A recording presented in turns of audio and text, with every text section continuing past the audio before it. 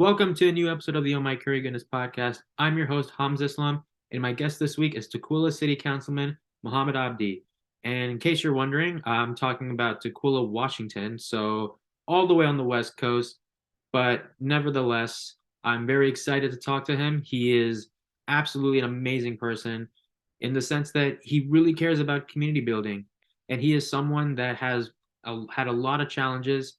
He's had things that haven't gone his way, but the one thing I would say I took away from his story is you're going to have a lot of obstacles, but it's about how you respond to those obstacles. I'm very excited to talk to him. And also, at the same time, this could not have been a worse day to record this episode in the sense that my favorite basketball team is the Brooklyn Nets. And as of this recording, we are recording this a day after my Brooklyn Nets lost to his favorite basketball team, the Boston Celtics. And not only did they lose, but they got crushed. And so I was thinking, what am I going to say?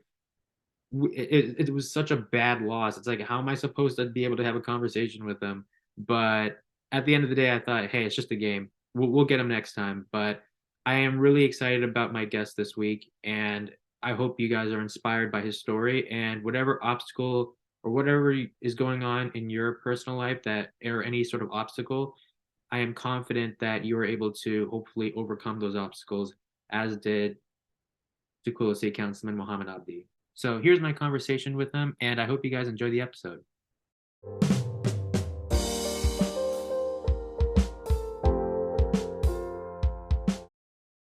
Tukwila City Councilman Mohamed Abdi, welcome to the Oh My Curry Goodness podcast.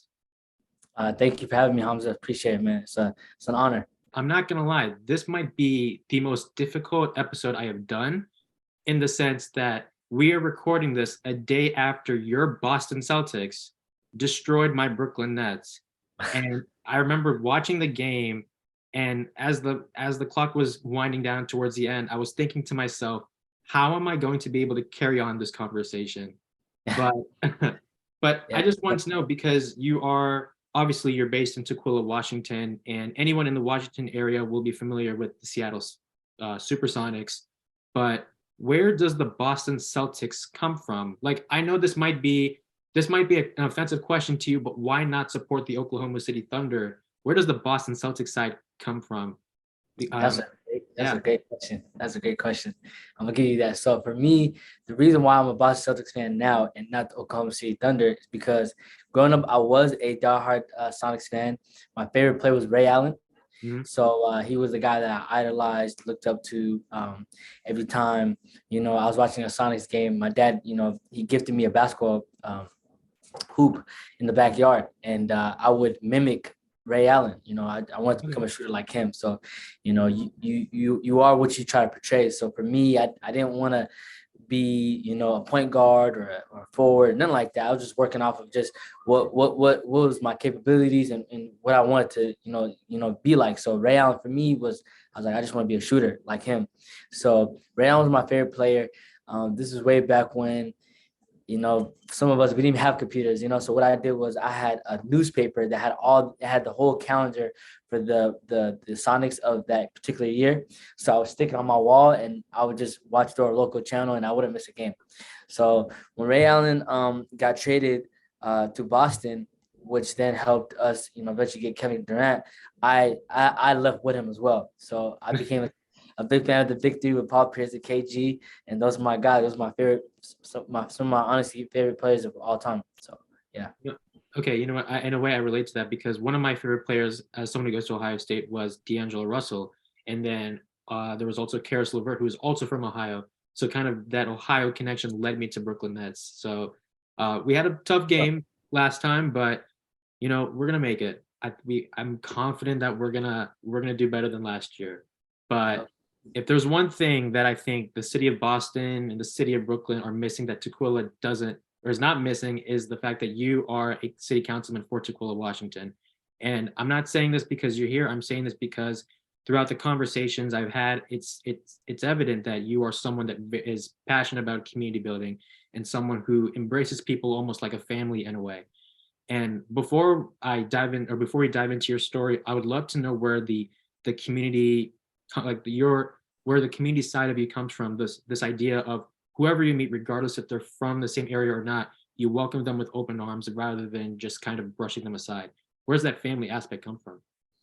Thank you, man. Appreciate the kind words. It means more than you know. And so, yeah, no, I think for me, what that communal, spirit that I have, it comes from being the eldest of 8 kids. So, when my mom and my dad, met in Kenya, Nairobi in a refugee camp, and they had me when we migrated to here, like it was a slow build up. We're gonna talk about, I'm sure, some of the challenges with that, but God blessed me with a lot of siblings, and so I have one brother and 6 sisters, and they're all amazing, very intelligent, very smart, and it's like a blessing to be the eldest, because in a way, those that are in that position can somewhat relate. Like you gotta be the one to set the example. You gotta be a role model. You gotta do the good things when no one's watching, and because you never know who's watching you. Your little sister could be watching your every little move. Your brother could be watching you. Like whoever, your loved ones around you. So I think God, Allah subhanahu wa ta'ala, like put me in a position to be the eldest for a reason. And then after that, it was just having competency. What I mean? I care about things. I care about people. I care about my loved ones. I care about human beings. And, being raised by a grandmother for a little over 10 years. My mom's mom, I love her. She was a great inspiration in my life. Having my mother, obviously having my father, and then have 6 sisters, and then a lot of cousins. I'm also my first cousins that I'm very, very close to. My mom's sister, she has 10 kids, so they have 3 boys and 7 girls, and so Wow. I feel like I'm practically the eldest of 18. When you combine us together, 8 and the 10.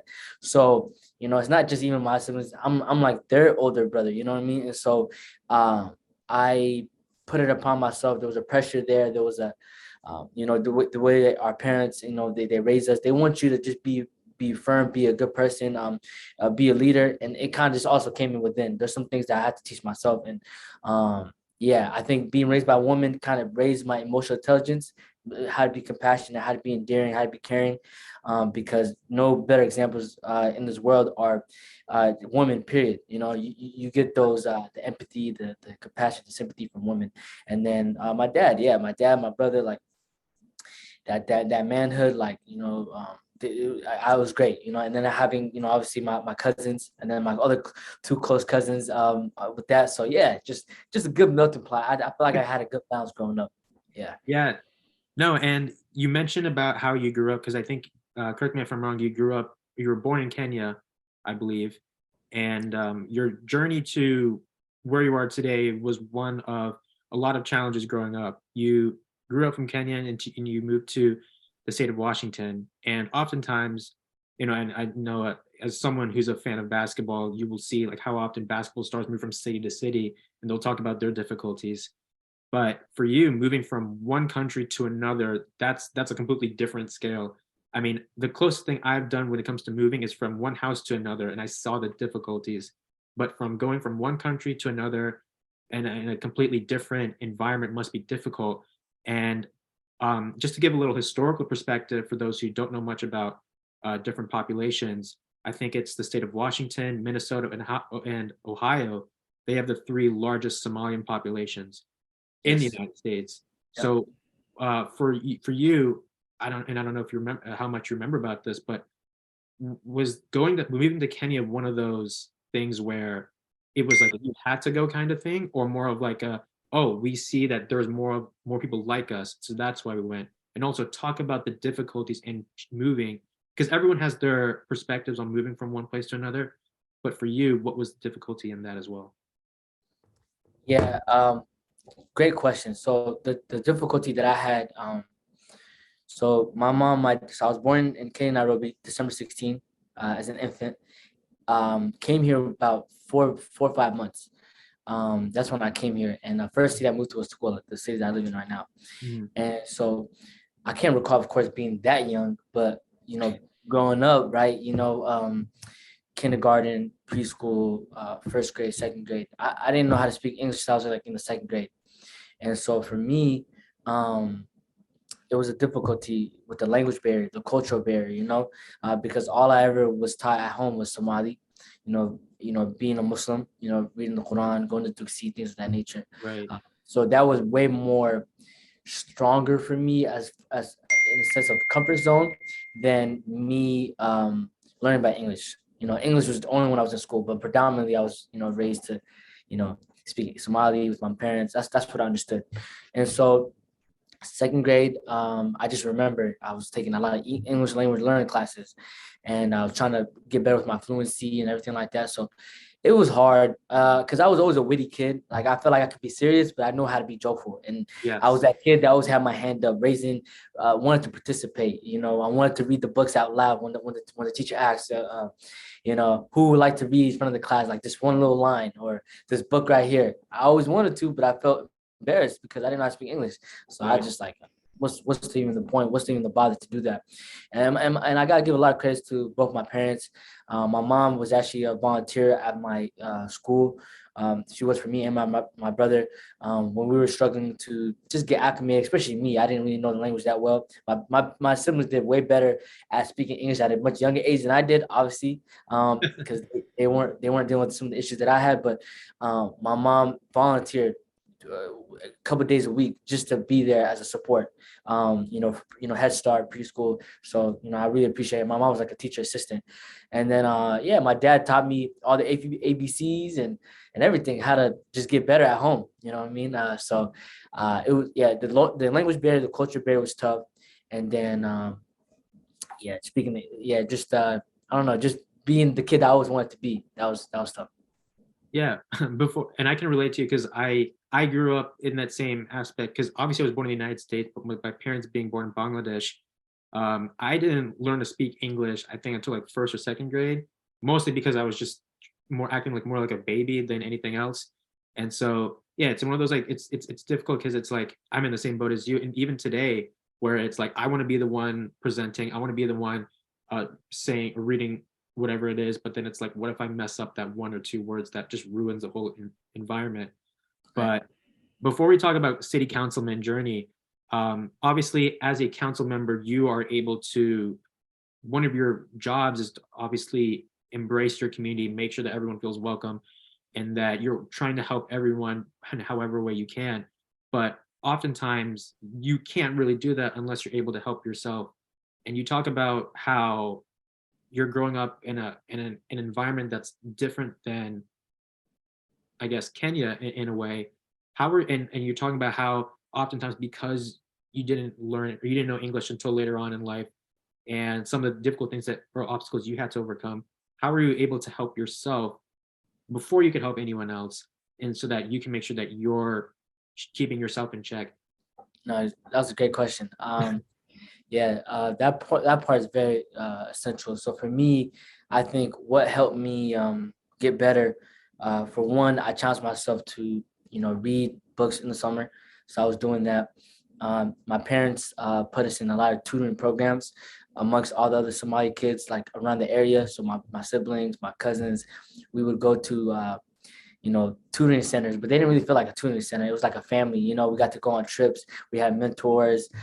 They took us. It was kind of like Boys and Girls Club in a way. Yeah.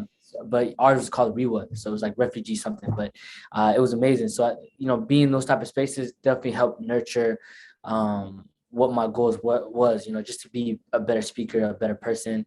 Another thing I challenged myself to read in the summer, joined programs, and then I think the dean, the religion itself helped me a lot too.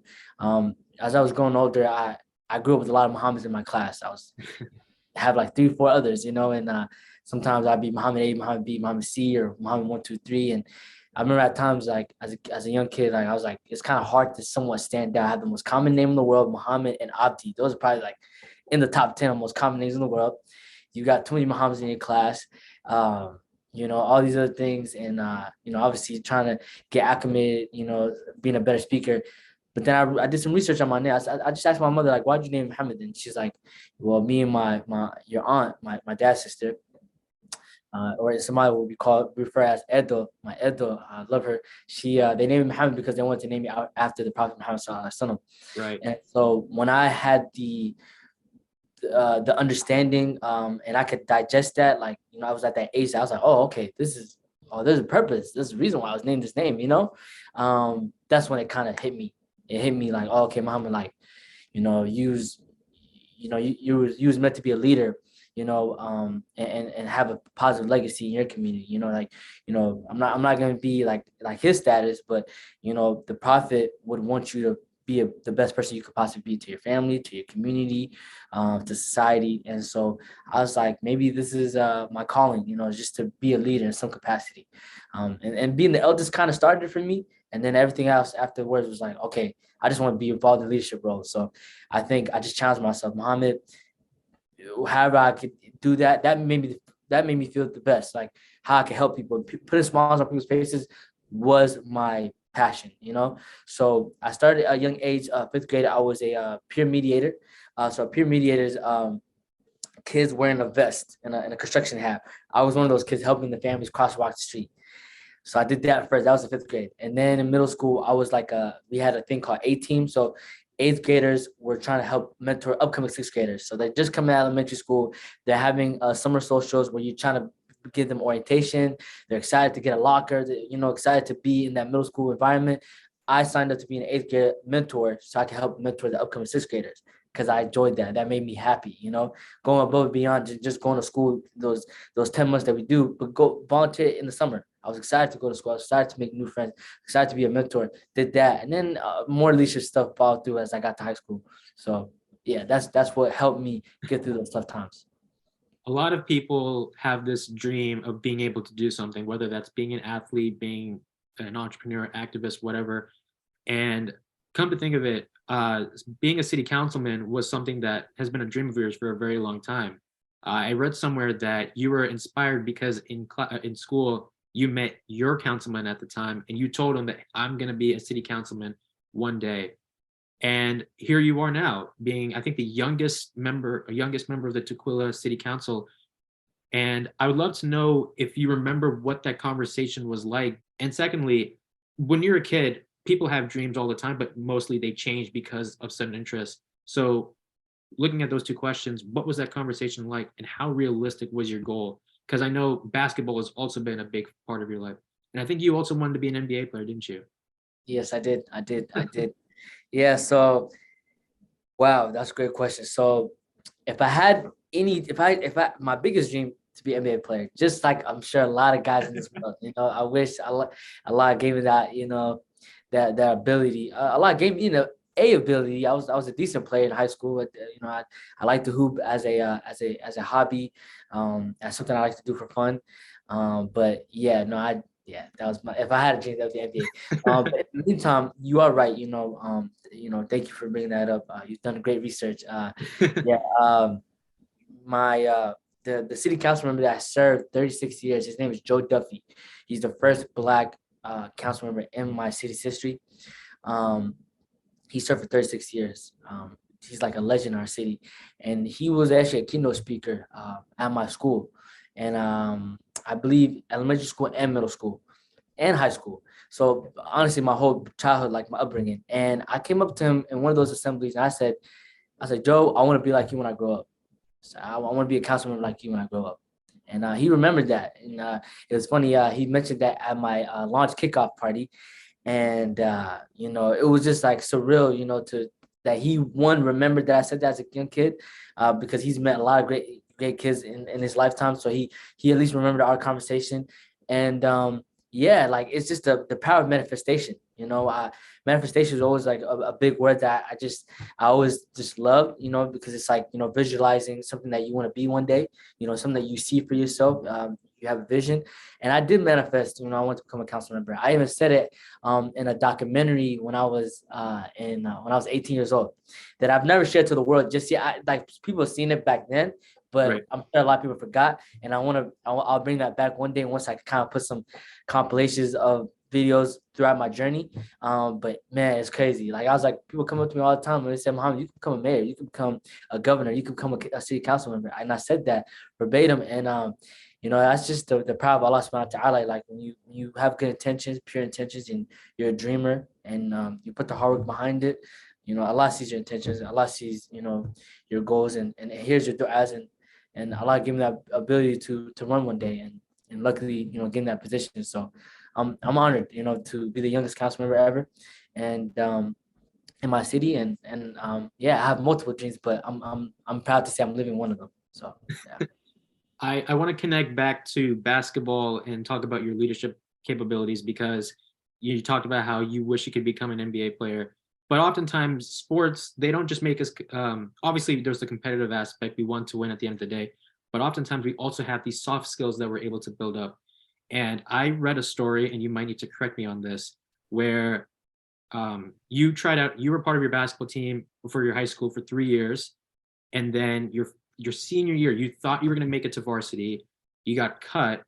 And so then you ended up being more of like a cheerleader or of a coach.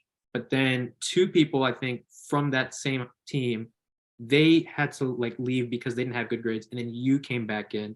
And so I'd love to know, I think what makes a good leader is when things don't go your way, it's about how you learn more about yourself when things don't go your way. It's like, okay, how do I respond to this? And I heard about your story, and instead of obviously throwing everything because this was a dream of yours, you said, okay, look, how can I still impact my way, or how can I still make an impact on the team even if I'm not playing? Great research. Yes, I think, my goodness, that was probably a pivotal moment for me in a way, because, like I said, I knew I wasn't gonna probably be an NBA player. I could see the writing on the wall, but my goal then was to be on the varsity basketball team my senior year. I worked towards that goal, very like a lot. So freshman year, I got cut. Typically, freshmen do get cut, but I almost made it, but I got cut. And then sophomore year, I was able to make it on JV, great. Then junior year, I was a starter, amazing. And I was on the summer league basketball team. Basketball programs, they tend to have some programs leading up to the next year. And that was reassuring for me because I was like, okay, I'm exactly where I want to be. This is just another reassurance that I'm gonna be on the team, come during the year. So the summer was great. And then when we get to tryouts, I'm doing pretty well in tryouts, conditionings, everything you name it. And then the final day of tryouts, my name is Abdi. So when you read the tryout list to see who made it alphabetically, I'm gonna be the first name off the rip because it's A and then B, right? Abdi. So I was like, I don't need to look down. I don't need to look in the middle. When I wake up the next day, all I gotta do is look at the top one, and that's when I'll see my name. Wake up the next day, I'm looking for my name. My name is not there, and I can honestly say that must have been the most embarrassing moment in my life. Because I was a very spirited person in school, got along with people very well. I was the MCs of the assemblies, the talent shows. I was like the school spirit in a way. Right. I was the one telling people to stand up for the Pledge of Allegiance and what their lunch is gonna be that day. I'm the guy on the intercom. And so I say that to say, like, I was pretty known in the school, whether it be staff, faculty, peers, people that are much younger than me. I was loved by everybody because I loved everybody. I love to adapt to everyone. And I came from the most diverse school in probably in the nation. So when I got cut, the word got around fast. It got around to everybody. People that were at least that cared about me, people that was intrigued. Oh wow, this is, it's a moment in time where it's that sports season. We know those are ecstatic to be on the team, and those are not. And when people are talking about, yep, I'm there, I'm excited. I'm on the other hand, on the end of the stick where I did not make it. So everybody kept on asking me, Mom, what happened? Like, you didn't make it. So it was just humiliating. Lunch was humiliating. Going to classes, getting access, and I had no control over that, right? I don't control whether I be on the team or not. That's on the hands of the coaches.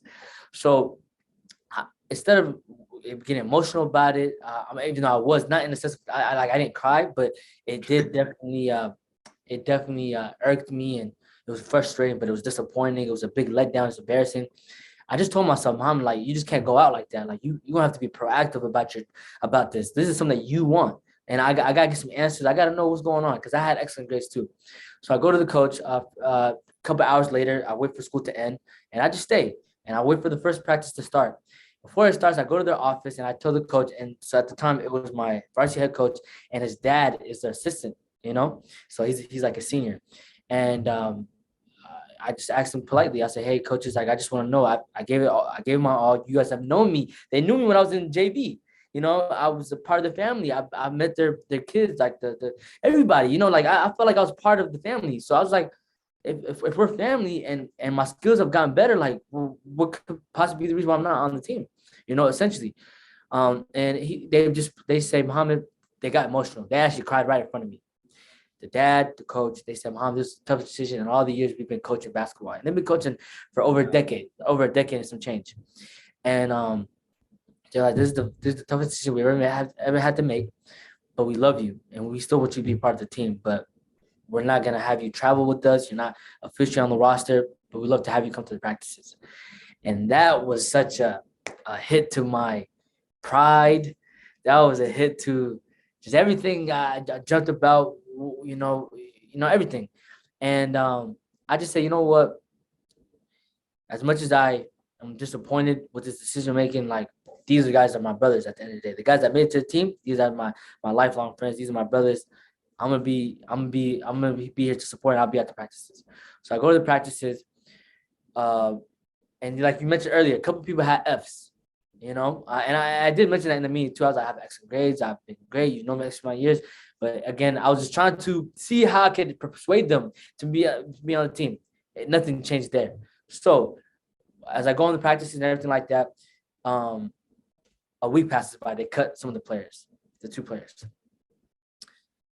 And then they say, Mohamed, you're officially on the team. And I wasn't satisfied. I wasn't joyful or anything like that because I felt like I deserved to be on there.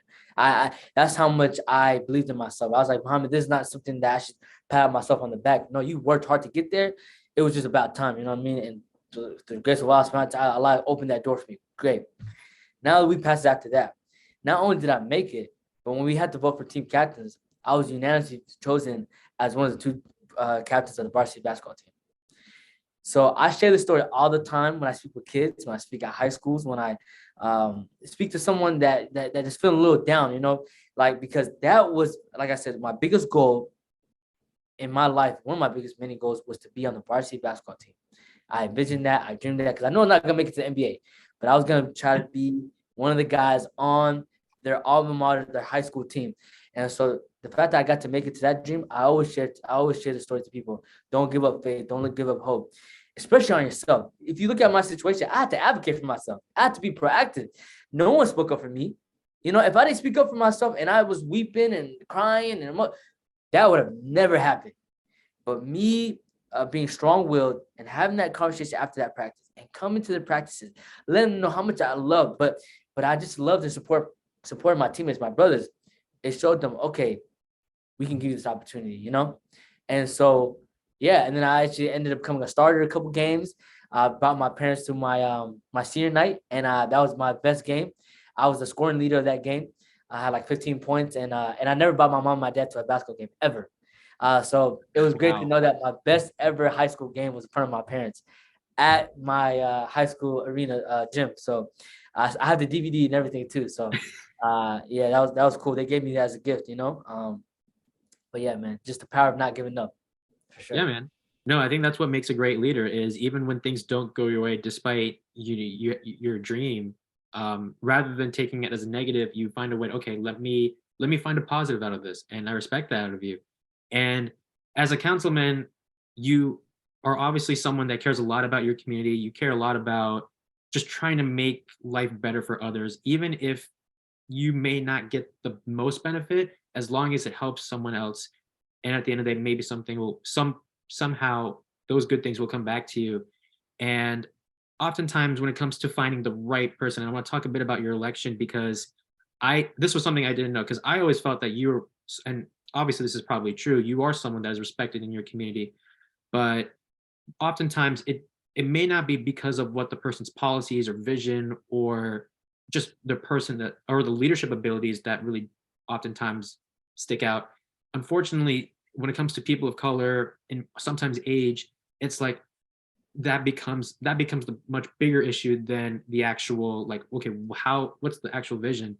And you are someone that has been open about the fact that you face discrimination during your campaign, where they'll look at someone that's like a person of color and they'll go, that's not the one I'm looking for.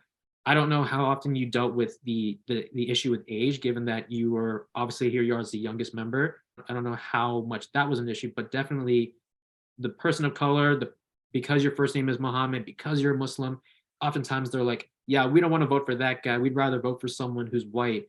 And so for you, obviously, and you talked a little bit about you can't control the things that you have to be able to you have to be able to focus on the things that you can control rather than not control. But when these things come into play, obviously people will have their opinions of you, and the easiest thing to do is say, it's not about me, it's about them. But I'm also wondering how often you deal with self-doubt, because you are passionate about who you are grateful for your identity and who you are, but because these are the things that people kind of look at you, it's very easy to go, maybe I wish I was born in a different way. Great question. Yes. So when I got elected, the youngest that they've ever seen, elected in my city, I was, my goodness, I was ecstatic. I was, I'm a very optimistic, so I'm a very positive. So I like to, people that know me, my nature, like I'm just usually a very happy guy, and Yeah. so. And I was ecstatic. I was happy. My city was behind me. My family stood beside me. The Tukwila voters. Like I can't be thankful enough for all of them. But when I started, my goodness, from the day I got sworn in to officially starting to work, I started to slowly have imposter syndrome, which is the real thing. I was like, sometimes I was like, man, like, am I, you doubt yourself a little bit, just a little bit, like, am I good enough? Am I smart enough to, to be here, because again, you also have to know, like, as an elected official, when you first start, people don't talk about this enough. So much gets thrown at you, so much. Right. One thing that I did not know as I got into office was the amount of emails I was gonna get. My goodness, never seen anything like it. Still to this day, emails all the time. Things that crimes that are going on in the community, people that want to reach out to you and talk to you. You gotta review your packets, do your reading, all types of things. Retreats, whatever you could think of. Now that was one thing that no one prepared me for. If there was one thing I was like, I did not see that coming, because you think about, okay, I'm gonna start doing the work, I'm gonna do some readings, but the emails, wow. So that was one. Then it was like, okay, I'm learning about, climate justice and this broken down bridge and this and that, and I have to get caught up because there's a lot of issues that's going on way before I was even alive. So now I'm in a workplace where I have to catch up and know my history and know the context of things, because of course I didn't know. I just got into office, right? So when that gets very overwhelming and it stacks up on you, like you start to, I started to get a little bit of imposter syndrome. I was like, can I really handle all this? Like, am I good enough? Am I smart enough? I have confidence, and I think confidence is a beautiful thing to have. I think that's something that you work on eternally, and you definitely, it's good to have confidence. It's great to have confidence, and for sure, but we're human beings. You're gonna have good days, highs, lows, and sometimes you doubt yourself and your capabilities. And I was like, my goodness, this is getting a little too overwhelming. But I started to ask more questions like I naturally do. If there was one thing I was known for as a kid, every student-led conference, Mohamed asked too many questions. So I always ask questions to my mentors, the elders, and that got me through, man. That honestly got me through. So I think that was just important. Like, hey, like, whatever hurdle you're trying to get overcome, and the challenges, just know that no one's gonna help you get through it more than yourself. There's a lot of internal work, a lot of spiritual work that you have to do within to get to the other side. So alhamdulillah, I've gone through. Right. And here you are as the youngest councilman of Tukwila, Washington. And I know this is something that I think you've been elected for about a year and a half, about ish, something like that. About a year. Because I got sworn in January 3rd. Okay. Of last year, and then yeah, so that's like over a year and some change. Yeah, fair enough. But and it's interesting because when it comes to elections, a lot of people care about the president, Senate, House of Representatives, mayor, governor, Yeah. those things, basically these positions. But then oftentimes we don't really we don't understand the importance of a city councilman. And so I'd love to know, what is the grind as a councilman like? Because obviously the easiest thing is, let me make sure that everyone in my community is welcome. But I want to know more about what other things that you have to do? Great question. So yeah, so I get that asked all the time. It's not just you, brother. There's people that don't know who their local elected officials are, which happens commonly. I get it because again, we're human beings. A lot of us come from tough beginnings. We're trying to understand life. We got a lot of things going on for ourselves. So I get asked that a lot of times. That wow, it's such a sophisticated position and the title and everything like that. But they're like, what does a council member do? And basically, all it is we basically help make policies and budgets for the city. So we help regulate those things. We come together as a body, as a whole. So like for me in my city, we have 7 elected council members, right? So when we vote on things, we want to have if it's 3 and 3, you always have like someone that's gonna probably break the tie, right? So 7 allows that to happen, where it's not always gonna be tied when we vote on things. It's an odd number for a reason. So there's that. And yeah, so policies, budgets, we just want to regulate things. We just want to make things easier, the quality of life easier for our residents. So it could be a transportation issue, an infrastructure issue, a finance situation with budgets, nonprofits. It could be what are we doing to invest in school cameras? What are we doing with the police department, the fire department? All these things. So we have a lot of people that work for the city, but we are elected city council members because we are just a representation of the city, just in a voice to help with these big matters. You know what I mean? And so there's a reason why you have to go through a campaign situation, because people elect you because you are going to be their voice. It's not a me thing. It's not an I thing. It's a we thing, And so, yeah, we just always constantly trying to put our ear out in our community. And when issues come up, we're trying to do our best to try to help represent their voice and what their concerns are and their issues. So, yeah. But the two main things, policies and budgets. Right. Before I let you go, I just have a couple of questions.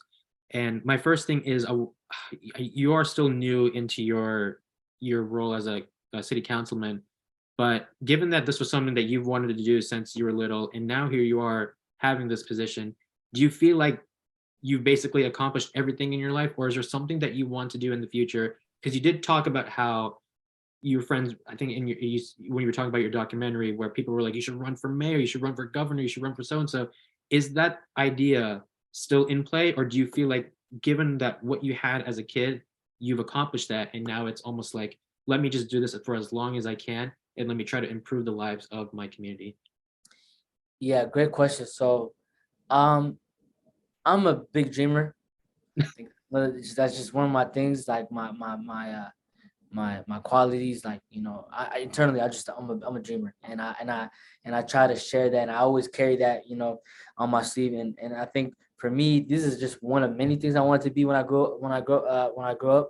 One of the many things I wanted to be when I got older. And filmmaking. I was able to make a documentary called Surviving the Movement. It's about mental health. What inspired me to do it when George Floyd, that situation happened, unfortunately, and we lost Ahmaud Arbery and Breonna Taylor. And I was like, I have all this time. We're in the pandemic. I just want to do a documentary. I want to do something that gives hope to people, gives light, gives inspiration. And me and a good friend named Saul Goodwin, we got introduced by a mutual of ours, and we made this film. It took us like a month and a half to make. It's a 9-minute film, and I put my loved ones, activists, community organizers, and a year later, it got recognized by the biggest mental health organization in America, called Mental Health America. Mm-hmm. And I was able to get an award for that. Get the social media award for that. And so, I'm just a guy that just loves trying out different things. You know what I mean? Like, I have a lot of a lot of goals, and I think I always just want to tell people, like, if you have one many dreams, like, you only have one life. You know what I mean? Like, don't hold back, because the last thing you want to do is have regrets, right? Right. If you want to try something, do it. Don't let no one get in the way of that. Don't let a naysayer or a hater or your insecurities or fear ever get in the way of that. Like, if you want to do it, you can do it. Because look at all the examples that we have in this world. I'm sure we all have someone we aspire to be like, an idol, role model, a hero. And so I did my research. You know what I mean? Who are some of my biggest heroes? My parents. I always give praise to Allah subhanahu wa ta'ala. Prophet Muhammad Sallallahu Alaihi Wasallam, the prophets, Dr. King, Malcolm X, Ray Allen, because he's my favorite athlete of all time. He was a stand-up guy, and he's a great voice for the NBA, and also just folks that have other issues in his community. So I was like, how can I take a little bit of piece of all of that, but then make it me, And then you mentioned it earlier too. One of the questions, like, does things change now that I'm elected official? In a way, yeah, because I feel like I'm held on a microscope. I don't really have room for error, right? I can't be out here treating people wrong or saying harsh things or doing just bad actions. You know what I mean? Because if I do it, it will be on the news, right?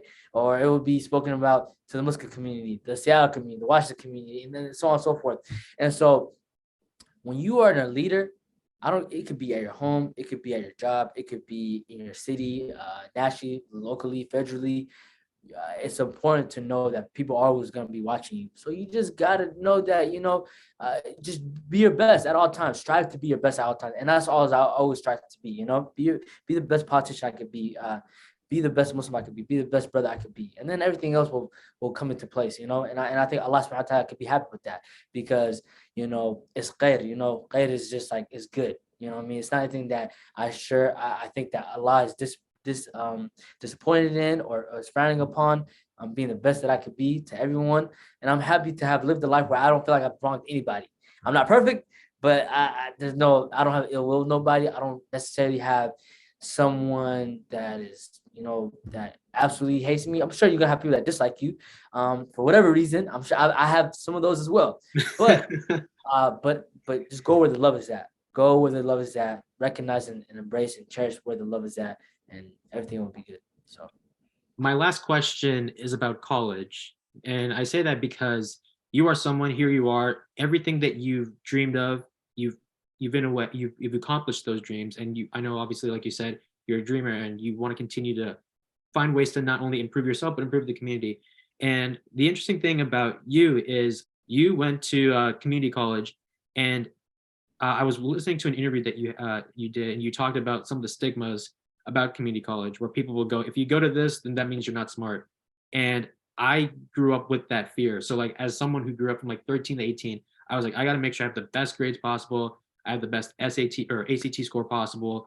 And obviously here I am at Ohio State, but for you went to community college, and here you are today being a councilman. I'd love for you to talk about the stigma behind community college, and what do you think when people say, if you go to community college, then you're not smart? What do you think people are missing, and why is community college important? I know that's a cliche question, but what do you think but like, from your perspective, what do you think that means to you?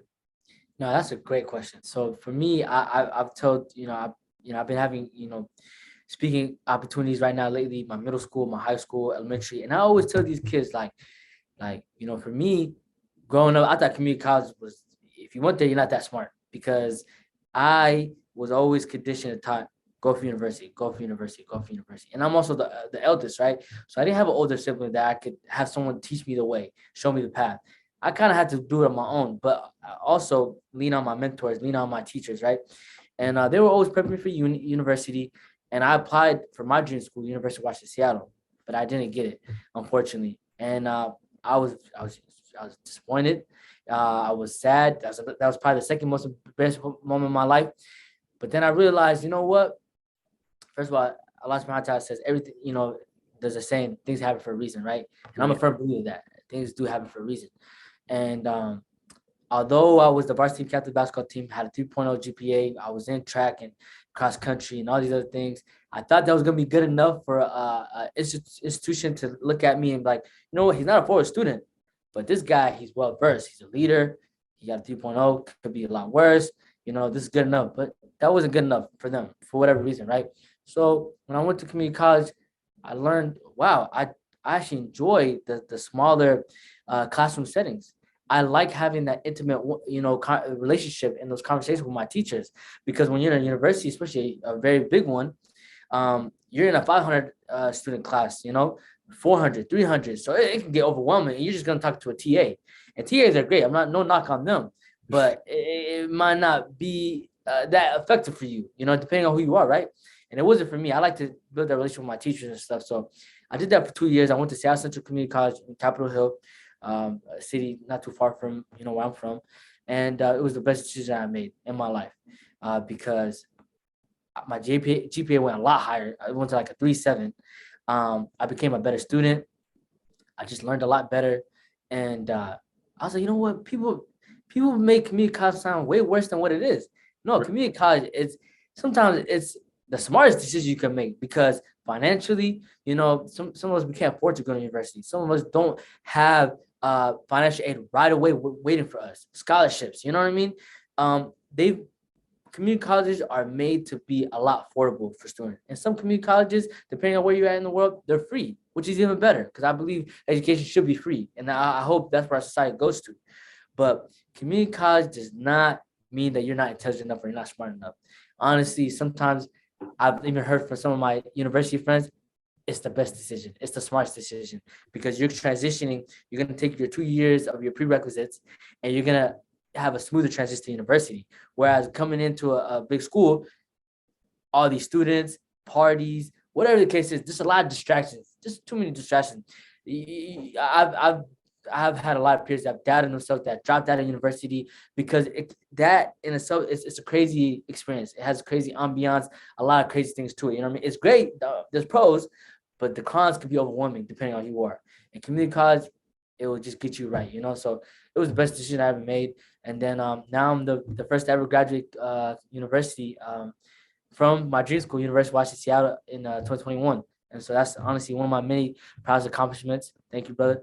And I told myself now that I got over my hurdles, not making the basketball team, but I made it. And I have that, inspiring story, going to community college, then going to University of Washington, Seattle, graduate from my dream school, being the first to graduate, being the youngest to be elected, in office.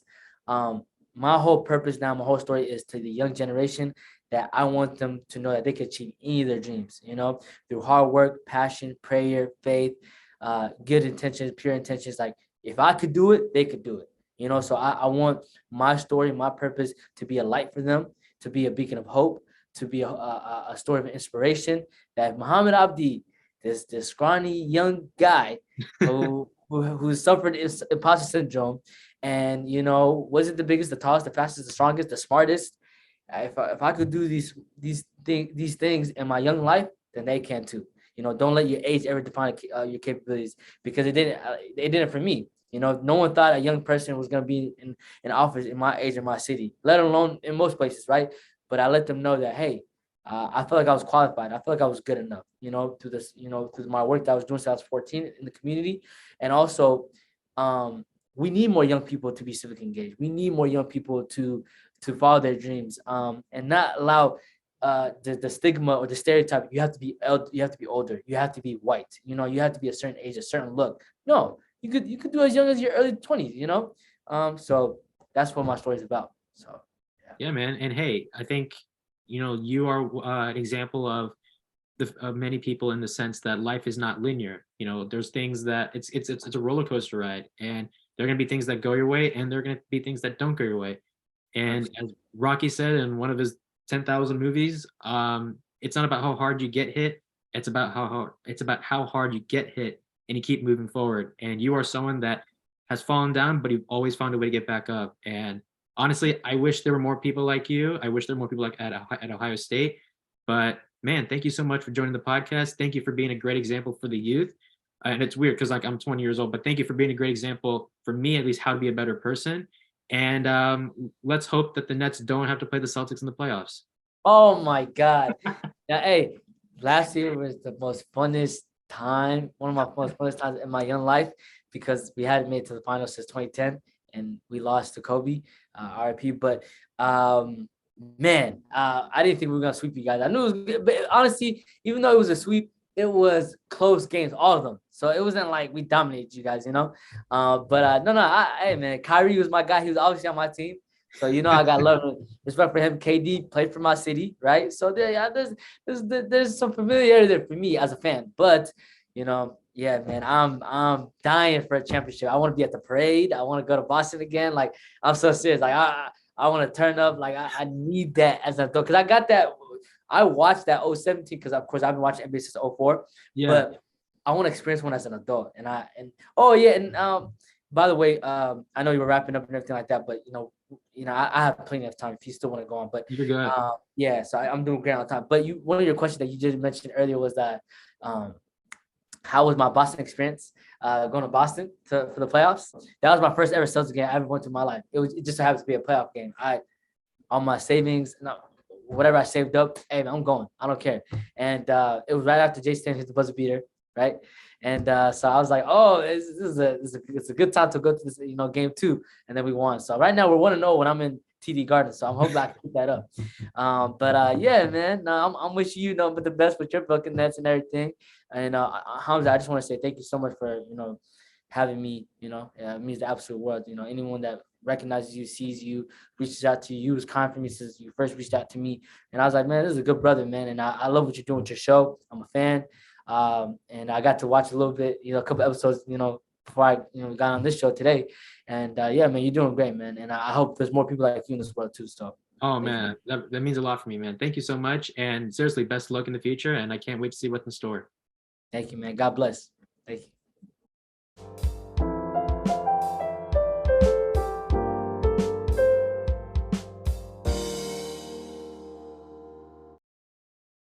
Thank you guys so much for listening to this episode. If you liked what you heard or saw, feel free to subscribe to this podcast on Apple Podcasts, Spotify, wherever you get your podcasts. You can also watch it on YouTube as well.